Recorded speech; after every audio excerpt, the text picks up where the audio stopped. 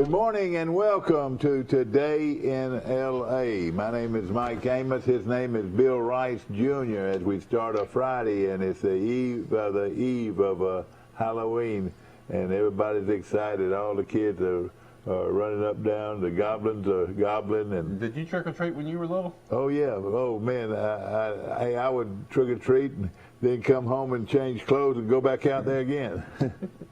Yeah, it was a big thing. You went up and down. Free candy meant a lot to me. Orange Street and Trojan Terrace. That's right. You had a good trick or treating. Well, I tell you what, we did not worry about. Did you go to Maple Street? Yeah, some. Yeah, some of the guys. There were the guys on Maple Street was Steve Flowers and Bill Blunt and one many of them. Let's see. I can't. Well, it was later David and Buddy Starling when I was a kid. Yeah, right on the corner. He lived right on the corner and there. Mrs. Fair. And he went but a few steps from Thrill Hill, and that's the Starlings lived right next to. You know why I know that is because Bobby, my little brother, later bought the Starlings house when they moved to Crow Hill. And so I was Bobby's roommate for a year. And I lived right there on the corner of Maple and Pine Street, and that was interesting because it was just like I used to do. And my parents, sometimes people would thrill ride down Thrill Hill, and you would hear them. Oh boy, racing! Yeah, they did that all the time. You're right, no question. Of course, it is the what? Correct me now. It's 29th. Is that right? I believe so. 29th because football Saturday is the 30th. 30th, and then Halloween is the 31st. The 31st, exactly. And then after that, you have this month called November. And they do say to trick or treat on Sunday. They say trick or treating is on Sunday. I called 113. Yeah. 311, and that's why they told me that Halloween was officially on Sunday. That's what my wife I don't like it. I don't like that. It should be on Saturday. But, no, I like it because otherwise I'm the one that stays home and gives out the candy. Yeah. If I did it on Saturday night, I'm answering the door every 2 minutes during the Auburn Ole Miss game, and I don't want to be answering the Auburn. Exactly. I want to be watching every play of the Auburn Ole Miss game. I had an opportunity to go to the Auburn Ole Miss game, and I still have not made final decision on it. There's another one wanting to go to the beach, so the beach might win out. I don't know. Go to the beach. I was with your brother Bobby last night. We were watching the ball game on that giant screen out at the Troy Country Club, and we had a good time with that. And Bobby seemed like he was having a good time visiting with all his old fraternity brothers. Yeah, Bobby's never a stranger met. So I tell you what, he looks like he could play right now. He looks like an All-American. He was a good football player. He was the captain of one of the captains of the 1985 Trojans. Well, of course, he's the head man at the Messenger, and I tell him he had one scholarship offer. You know that Livingston offered him a scholarship. Oh yeah, he didn't want to play. Yeah, and not a bad program at Livingston either. You know, no question about it. But of course, it is. Troy did lose last night, 35 to 28. Is that right? Man, it's tough. 35 to 28. Lost a heartbreaker to Coastal Carolina. Well, Michael can give it. He's good at summaries, but Troy started off gangbusters, shut them down the first two series, went down. Their second drive, scored, got the ball back. Here's where the game changed, Mike. Troy's up 7-0, stops them, gets the ball back, drives right back down the field, gets to about the 20-yard line, running the ball really good. They break off, I think it's number 0, breaks off about a 9-yard run up the middle, and Troy's gashing them. They're going to go up 14-0 or 10-0 for sure. Well, enter who? The referees that always have a play on the outcome of the game. Holding on the right guard, number 55. Well, they show a replay of the block that's allegedly a hold. It's no hold. The right guard buries and pancakes the guy. He didn't pull him down. And Yeah. So that and most of the time, if you have your hands inside, it would look like his hands were inside. It looked like a great block. Yeah. Push Troy back. Troy gets another penalty. Then they try a long field. They're going to try a long field goal to go up 10-0. Then they get a delay of game. So then they punt. So instead of going up 14-0, Coastal gets the ball back. What's Coastal do? They quickly throw a 70-yard touchdown pass, and so it's 7-7 instead of 14-0 Troy. And in my opinion, that Troy would have shocked them and had the momentum. And Troy did not give up and still had a chance to send the game into overtime. And then Coastal, up by a touchdown, trying to run out the clock. They can't do it. Troy stops them. Troy's can get the ball back with a time to win or go into overtime. 4th and 4 from their own 31. Coastal fakes the punt, runs it for 12 yards, keeps the ball, runs out the clock, and wins the game. And that was a dramatic play, and nobody expected it that they would kick it or actually run a fake kick. Super Bowl. Well, what if they didn't make it? Troy has the ball at the 30-yard line of Coastal and an excellent chance of tying the game. Tying the game. No question about it, and it was a big play in the ball game, and their coach took a lot of. Now, I don't think he was going to be worrying about going ahead. He could probably see the worst for going to the playoff, what he might be looking at. But anyhow, that was a very risky call and would have given Troy the chance to stay in it. He must have thought that his defense couldn't stop Troy. That they had to keep the ball. That's what I was thinking too, yeah. Well, man, that game would have turned Troy's season. Everything. Troy could have won the conference and. But I will say Troy went up there and didn't give up and played hard against a really, really good team on the road, and so it's I'm not going to criticize Troy at all. Well, and you can look on down the stretch. I don't think really anybody gave Troy a chance to win that game, and they sure did play well. But Appalachian State, Louisiana, and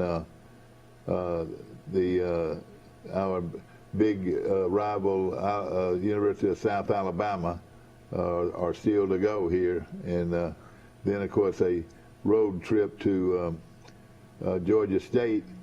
But Troy is now, I think, 4-4 overall and 2-2 in the conference. So there's no reason to think that Troy can't beat Appalachian State and Louisiana at home and South Alabama and Georgia State if they play like that and don't pack it in and keep playing hard. Because I mean, this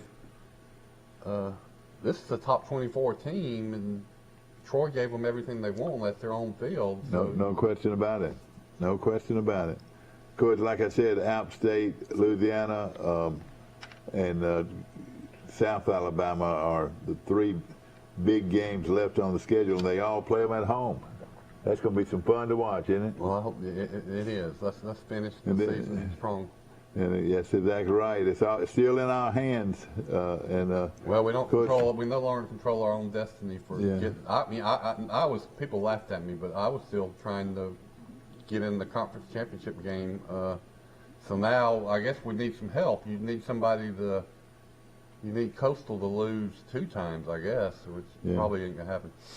Well, of course, again, we've got I show us after last night, we showed us with 4 more games, or how many you got? Yep, 4 more games. 4-4, that's 8 games, and you play a 12-game schedule. So and what is our record already? 4-4. Got a call coming in. Good morning. Guten Morgen.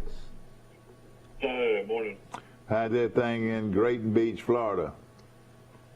It's still windy down here. It's had a little wind and rain, and now it's like about, I think the high today, 64 down here. It's going to be a little chilly, but I'm excited to get on the road and head to Birmingham after lunch, and hopefully the roads won't be too bad.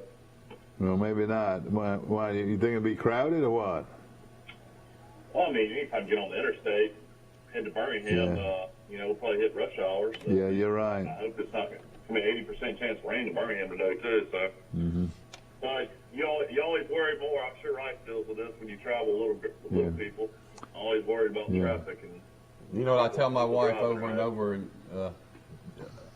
you've heard of the 2-second rule? I say the 3-second rule. Keep the cars in front of you 3 seconds in front of you to give yourself 3 seconds to react if something happens in front of you. But that's hard on the interstate. It gets like a NASCAR track sometimes with cars just right on top of each other, man. Of course, Mike. Yeah, it's weird. I told my wife that. I lived in Birmingham for 17 years, and I was so used to driving like a NASCAR driver, and in and out, driving extremely fast. And when I get up there now, I'm not gonna lie, I almost kind of get scared driving. I'm not used to it anymore. Oh boy! Used to it like it was like riding a bike through traffic, but it's a little different now. You gotta with my grandchildren, you don't get scared. You don't get scared with my grandchildren. I get scared. I get scared driving. in a big city in traffic, it's a little bit different. You just don't have it down here. Everybody goes so slow. You got to flip a switch mentally when you get in that traffic. You're right. It comes back to you, but there's a different kind of attitude when you're driving with all those cars going 80 miles an hour. No question about it. Now, Mike. I used to live off 459. And that has to be the fastest track in the state of Alabama. I would say the average car speed is 90 miles an hour on 459. It was insane. They don't. Yeah, I noticed that you never see a highway patrolman or any kind of law enforcement agency on that drive that drive that you're talking about. I think there was. I'll tell you what, I watched that game last night, and I felt like that game was kind of like a whole last 3 years of Chip Lindsey's coaching career. It was close. Yeah. Close. Yeah. Close. I don't know. I don't know if we could have played much better. To be honest with you, I just think Coastal's just that much better than Troy. Yeah. Well, they're pretty good. No question about it. They are better probably, but it's not that much better, right? I mean, Troy is. I just never felt like Troy had a chance to win the game, even if we'd have got the ball back. I mean, and if they think that coach made some amazing decision to fake a punt in a driving rainstorm on 4th down there, trying to get 4 yards to end the game, I felt like that was the dumbest coaching decision in the world. If Troy would have somehow stopped him there, or the guy would have fell down, that would really been Troy's only chance to tie the game and go to overtime. That's right. Or possibly go for 2 and win it. You're right. I thought that was a crazy call with 3 minutes to go in the game. Before you got on, they snapped it to a down lineman. I know, a defensive tackle, I think. Well, that's who ran it. That's right. 12 yards. I told you that here's where Troy could have won it. And see if you agree. Troy's up 7-0 going in. There's 6 minutes left in the first quarter going in to go up either 14 or 10-0. Gashing them, running the ball great. And they get Troy gets a 9-yard run on a good inside run, and they call holding and push it back. And then Troy gets another penalty, and it's no points. And then Coastal quickly scores a touchdown. You got a 7-7 game when it could have easily been 14-0 Troy. That puts Troy in a great spot. And then you watch that holding call on replay, and it was not a holding call. So what do I talk about all the time? There's 1 or 2 or 3 calls a game that a referee is going to make that determines the outcome of that football game on a questionable call, and that was the one in this game. It's a tough break. Talking about Troy missed an opportunity on the field goal, but I mean, a 47-yard field goal, even though we got a procedure penalty, I mean, we're not going to make that field goal. I mean, his longest kick of the year is 34 yards. Well, it should have been, but you remember we should have been inside the 20, and they call back a good run, and just they don't comment on it, and everybody forgets it, but that was the play that kills the drive right there. Yeah. I mean, I will say this: I felt like Troy's defense, just got absolutely gashed. I mean, I was shocked. I didn't think they would just run away from Troy like they did. I mean, they were so much faster. Their skill guys, number 4, the safety from Troy, I think his name's Slocum. I mean, he was 5 yards behind every single one of those guys trying to run them down. You're right. They did look very fast, no question about it. And then that late run, safety that's been so good for Troy from North Alabama, I'm blanking on his name, but he's number 31. I mean, that running back, he turned him around and made him go sideways. And I thought he was trying to get an angle. He turned around the opposite way, and the guy just juked him. And I mean, that guy was from Penn. Only drive that they did score within seconds was that first drive of the second half. It took 8 minutes off the clock, and they got up 28-14. But bright spot for Troy for sure. Vidal looks like he is by far the best running back on the roster after the last couple of weeks. He ran hard. I wish they ran him more in the first half. They didn't really run him enough in the first half. But then Stoudemire kid made some key catches at wide receiver, number 11 for Troy. He helped out a lot. I don't think Troy really missed Reggie Todd at all. A play that could have happened was that trick play to Orlando Lacey, the former Ox quarterback, catches the ball, and Whittemore is just wide open for a touchdown, and Lacey couldn't get the ball to him. And that was a play that could have helped. And Lacey was a former quarterback. You're right. He was a former quarterback at Opp High School. You're right. But I felt like our defensive front, I mean, they blocked us. We didn't get any pressure. I mean, not many tackles for loss at all. Every single time they either got 3 or 4 yards. Maybe a couple times Troy held them to 1. But, I mean, they had 500 yards of offense. And, you know, Troy, I said the final score was going to be 31-20, and it was 35-28. So I guess I was pretty close. You know, they did get 500 yards of offense, but most of it came on like 4 plays. I mean, some of these pass plays in the first half, they just got right behind that was surprising to me, got behind the secondary, and boom, 70-yard touchdown. That young man that Mike that missed out on one of those places was from Pinson, Alabama, a real good program. What he's Tez Johnson? Yeah, he's from Pinson. Well, he's the Troy star wide receiver, number 15. Tez Johnson. He's from Pinson. Yeah, he played very well. He did. He might need to get in the weight room. He's 5'10", 160 pounds. You know, he reminds me of Devontae Smith, the way he looks on the field. Same build. Yeah, they said his grandmother died this week. So that was boy, He played. That was sad. Bless his heart. I thought that ESPN crew was absolutely horrible. Yeah. You remember in the first quarter they kept showing Coach Chip Lindsey, and it wasn't Coach Chip Lindsey. I mean that's the story of Chip Lindsey's career. The wide receivers coach, Coach Carr. Everybody thinks it's Chip Lindsey. Yeah. Oh gosh. Yeah. You're right. But I will say this: I felt like Troy was going to get beat. I'm not shocked. I'm impressed. They only got beat by 7. Now it's a must-win, biggest game in Chip Lindsey's career against South Alabama here next Saturday. Not this Saturday, but the next. And that's going to be a big one. And then comes App State, then comes Louisiana, then comes Georgia State. Real tough schedule. Now Georgia State's won 2 in a row, and they have a better record in the conference than Troy.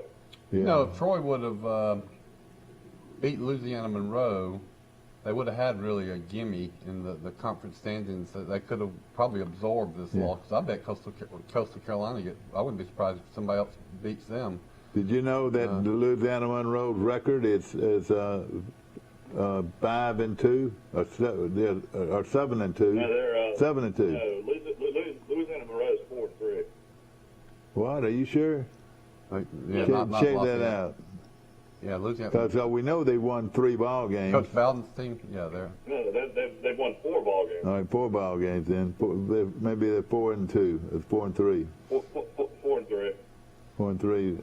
Yeah, and of course now they got beat by blown out by Kentucky, blown out by Coastal Carolina, and blown out by Georgia State. Yeah. Okay. And they got a pretty tough schedule left too. All of them do. Coastal had no fans for that game last night. That was pretty embarrassing. It was. I know it. I can't understand why they wouldn't support the team more than they did, and especially one that's had so much success. That they've had. That kind of gives me hope that they might not have the fan base and be able to sustain this success. I mean, that is embarrassing that you've got a program that's come out of nowhere, top 12 team. They get one loss to a really good team by 3 points, and then the next game they have about 5,000 people in the stands on the TV, nationally televised game. Now, I know it was raining hard. And they're still ranked, too. I mean, they're ranked 24th in the country. And they're still playing for they still got something to play for and can still win the conference. It was, I was struck by that, too. Okay, you Auburn Tigers, it's time to get ready. Time to get ready. As the Auburn Tigers get ready to face the Ole Miss Rebels at Jordan-Hare Stadium in Auburn, Alabama. It's Auburn and Ole Miss in a big, big SEC showdown. Should be a great one. Look forward to it right here on Troy Cablevision. Watch Auburn and Ole Miss. So, Mike Amos, you're going to be in what they call it, Las Wages, Colorado? Las Vegas. West Vegas. Yeah, before we get off the Troy subject, I'll give you the stats from last night. Coastal had 510 yards of offense, threw for 294, rushed for 216, had 55 yards in penalties. They had time possession advantage, 32 minutes, 53 seconds. Troy didn't have a bad night offensively, 389 yards. Gunnar Watson threw for 225. Troy rushed for 164. Troy's penalties weren't too bad. Had 4 for 25 and had 27 minutes for his time of possession last night. Game leaders for Troy, Gunnar Watson was 17 of 30 for 225 and 3 touchdowns. And then Vidal ran for 142 yards for Troy on 22 carries. Yeah. Well, that penalty on that holding call on that would-be touchdown drive that was the key play, and then the fake punt. And Troy's punter gave him a chance late with that 65-yard punt. That was pretty impressive. Troy hadn't missed their. He's been pretty good at punter this year. Their punter that went to Alabama, Troy hadn't missed him at all. Yeah.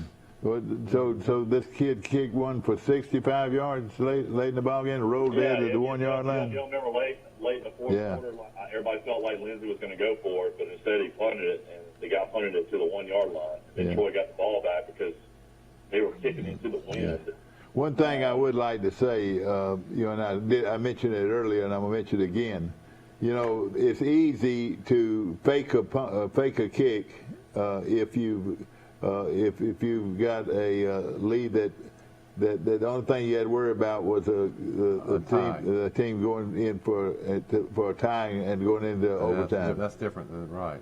Yeah, but don't you think Troy would have tried to go for 2 and win it? Oh gosh, I don't know. I wouldn't want to see it. I don't think I would wanted them to do it, but you're right. They could have. By the way, Troy's timeout situation was atrocious. I mean, every single time they called timeout, it was because of special teams issues. You didn't have a guy out on the field, the line, some kind of formation issue. So Troy wasted 3 timeouts just for no reason.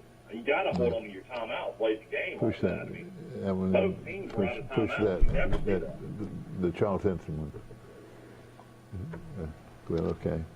I mean, were you shocked by that? How they just wasted those timeouts? Well, then they had a delay a game penalty on that made them forego the 47-yard. I don't know if that guy could kick every field goal kicker in college can kick a 47-yard field. That's every kicker in high school now can kick a 47. They said he was hurt though. They said he had a hurt leg. Well, I'll tell you that he didn't kick off actually for Troy. The other guy kicked off Coley. Yeah.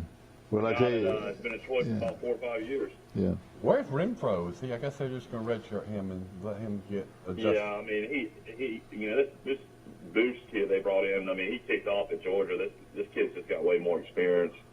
Yeah.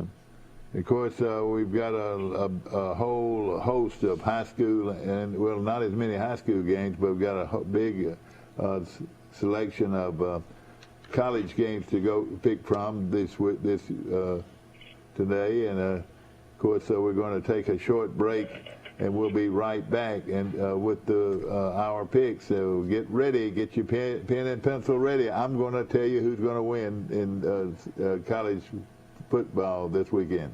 We'll be back. Get ready to save, used car buyers. It's the one and only Repo Joe sale. Premier's inventory is packed with trade-ins, auction purchases, lease terminations, and of course, repos. All you pay is $27 down. Some are just $89 a month. The Repo Joe sale at Premier Chrysler Jeep Dodge Ram. Welcome to ESPN College Football. This is going to be wild. Run it.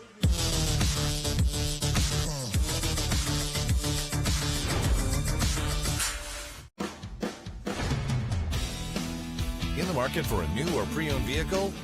We've got what you're looking for. So come see us at Bill Jackson Chevrolet Buick GMC in Troy, and you too can experience the Jackson satisfaction. Bill Jackson Chevrolet Buick GMC. You'll have nothing but fun at the National Peanut Festival, November 5th through the 14th. See clowns, magicians, the tourist circus, along with amazing midway rides. For you animal lovers, we have racing pigs, the Sea Lion Splash Show, and livestock exhibits. Don't miss our concerts, including Randy Houser, Gabby Barrett, and Parmalee. All brought to you by these great sponsors. Visit nationalpeanutfestival.com for details. A personal touch, a high level of trust. Whether it's checking and savings accounts, personal or business loans, or our local friendly service. That's what Troy Bank and Trust customers expect. But now we offer more. Free identity theft protection for our new and existing customers, protecting your family's time, money, and good name from identity theft. Because protecting your identity is now a big part of our identity. Thursday through Saturday, it's the Repo Joe sale at Premier Chrysler Dodge Jeep Ram. All you pay is $27 down and make the payments on the windshield. Bring your trade. We'll give you top dollar. Visit RepoJoe.com to find your bargain. The Repo Joe sale at Premier Chrysler Dodge Jeep Ram. Welcome to ESPN College Football. This is going to be wild. Run it.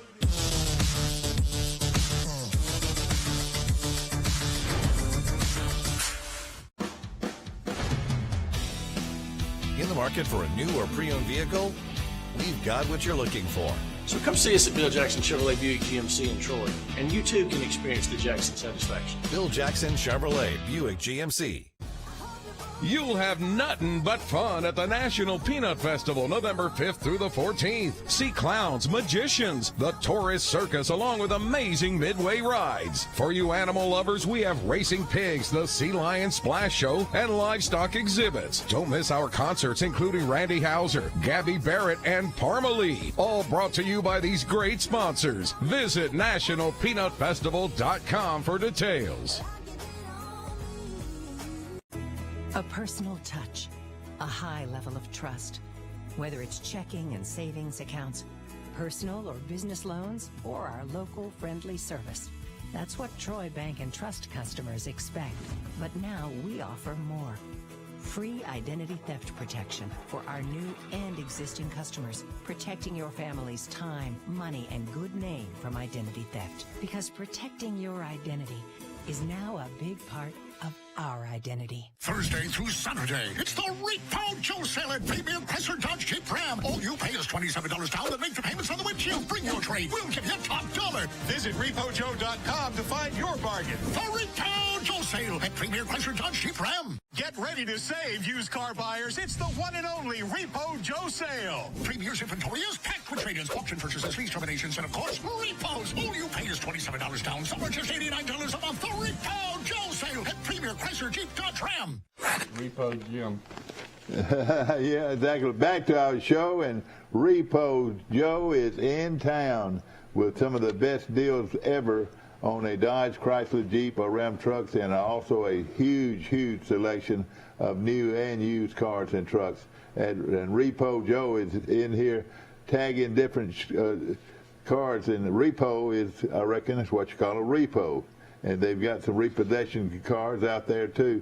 $27 down and $89 per month, and you can drive away in one of these beautiful used cars from and trucks from Premier Dodge, Chrysler, Jeep on the bypass right here in Troy. Repo Joe sale going on right now. Look for it 27 down, $89 per month. I don't believe you can beat that anywhere, and they've still got a good selection. But they've sold a lot of cars this week, a lot of cars. I hope they sell some They more. mentioned the Green Bay Packers beat the Cardinals last night, 24-21. So now the Cardinals have their first loss of the season. Packers are 7-1. Cardinals are 7-1. Did y'all watch any of that? I flipped it over. Well, let me just tell you this. Let me tell you how that game. Let me tell you how that game ended. St. Louis stopped them on the one. I'm serious. The 1 inch line. In fact, instead of trying to run straight at them and on the 1 inch line, I really mean that. Mm-hmm. And he passed and he passed from the 1 inch yard line. That's right, and it was incomplete. We're talking about the Green Bay. Then Arizona gets the ball from that 1 inch line and runs it all the way down to the 5 yard line. My God. And instead of going ahead and kicking the field goal, they went for it to try to win the game, and they threw it right in the hands of a Green Bay player. So Green Bay wins last night, but it should have gone into overtime. Should have been much more exciting game. But final score, they win by 3, win by a field goal. Well, they passed up a tying field goal, and well, that quarterback for Arizona has lived up to his hype. You know, he could have played baseball. He was said he was going to be a first-round baseball pick, and then he was going to go play baseball, and then he changed his mind, and he became the NFL's #1 pick for the Arizona. I'm talking about the Arizona Cardinal quarterback that played for Oklahoma, and now he's a bona fide star. Well, Mike, we've got a great list of high school and college games to pick today, and of course, Steve won last week, and he nosed out me, and but that happens. Go ahead and grab you one. I got one. Oh, you got one? All right. Steve Camp does this? I didn't even know he was involved. Steve Camp had been involved the whole time, and he enjoyed playing. So I'm glad. Well, we got to let him win from time to time. Yeah, he's good at picking them, no question about it. So what's the schedule? Troy Cable going to be in Brantley tonight? They're going to be in Brantley and at Pike Liberal. They're going to be at Pike Liberal against Monroe, and Brantley against Charles Henderson. And those games will be live on Troy Cable. The Charles Henderson Brantley game is on Channel 2, and the Pike Monroe game is on Channel 17. That's so right. Switch back and forth. All right, well, let's pick this game. We've been talking about this game all year. Brantley hosts Charles Henderson High School. Charles Henderson 5A school has won 2 games. Brantley's, I guess, 8-0, 9-0, undefeated 1A school. Who's going to win? I'm gonna tell you who I think's gonna win. You know, Brantley has a very good team. They are Class 1A, and you're gonna, I think after halftime, Charles Henderson will start overpowering Brantley with more depth than Brantley's got. You know, the Charles Henderson's a young team, but talented. Now, Brantley is a very talented team. It probably has a good shot at winning the 1A title in the Alabama High School Athletic Association. I'm going to take Charles Henderson, Mike. I think this is going to be a big game for them, and I think they're going to take it as a big game, and they're going to win the football game. All right, what do you think, Michael? Well, I don't know what to think. I mean, I know Charles Henderson is starting to play a little bit better, won 2 out of the last 3. I mean, it's just hard to beat an undefeated team. They just know how to win. I still don't know if Charles Henderson really knows how to win. I mean, you would think if Kilcrease was the starting quarterback, even though they say this other guy's good, I would pick Brantley, no doubt.